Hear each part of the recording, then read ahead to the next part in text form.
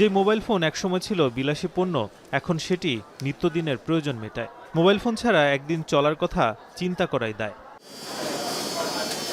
দেশে প্রায় ১৭টি প্রতিষ্ঠান স্মার্টফোন অ্যাসেম্বলিং করে। এর মধ্যে সবচেয়ে বেশি চাহিদা বাজেট ফোনের। সাধারণত ১২ থেকে ৩০ হাজারের মধ্যে এসব ফোন বিক্রি হচ্ছে বাজারে। চাহিদার শীর্ষে চীনা ব্র্যান্ডগুলোর ফোন, বিশেষ করে Xiaomi, Realme, Vivo, Oppo, Infinix ও টেকনোর বাজেট সিরিজের মোবাইল ফোনগুলো বিক্রি বেশি। তবে চাহিদা আছে স্যামসাং ফোনেরও।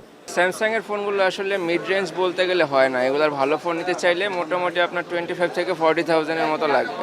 রেডমি টার্বো 4টা নিলাম, আমার বাজেটের মধ্যে খুবই ভালো এবং এটা হচ্ছে আমি অনলাইনে বিভিন্ন জায়গায় দেখছি এবং দেখার পরে দেখলাম যে এখানে মোটামুটি হচ্ছে ভালো একটা প্রাইসে পাওয়া যাচ্ছে।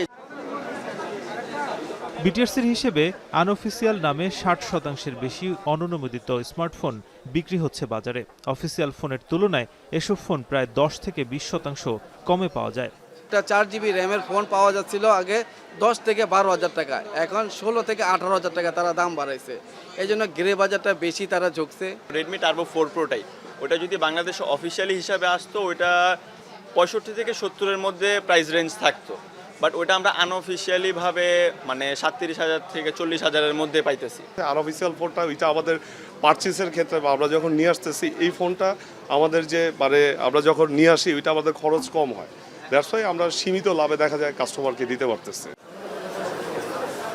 4G ইন্টারনেটের ব্যবহার বাড়ায় অনলাইন ভিত্তিক কাজ ও বিনোদনের জন্য স্মার্টফোন এখন প্রয়োজনীয় ডিভাইস। আর সেই সুযোগ কাজে লাগাচ্ছে বাজেট স্মার্টফোন নির্মাতারা। যদিও অননুমোদিত ফোনের কারণে ক্ষতিগ্রস্ত হচ্ছেন তারা, তাই এসব ফোনের ব্যাপারে সতর্ক থাকার পরামর্শ এই বিশ্লেষকের। দেশের বাইরে আপনি প্রতি মাসে যাচ্ছেন, 2টা করে আনলেও তো আপনি প্রতি মাসে 5টা ফোন 10টা ফোন আনতেই পারেন।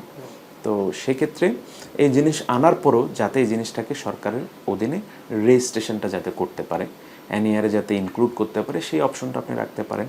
রাখার পরে দেন হচ্ছে আপনি এই জিনিসগুলোকে চাইলে আপনি মানে সমস্যাটা যেটা তৈরি হচ্ছে সেটাকে আপনি কমায় নিয়ে আসতে পারবেন।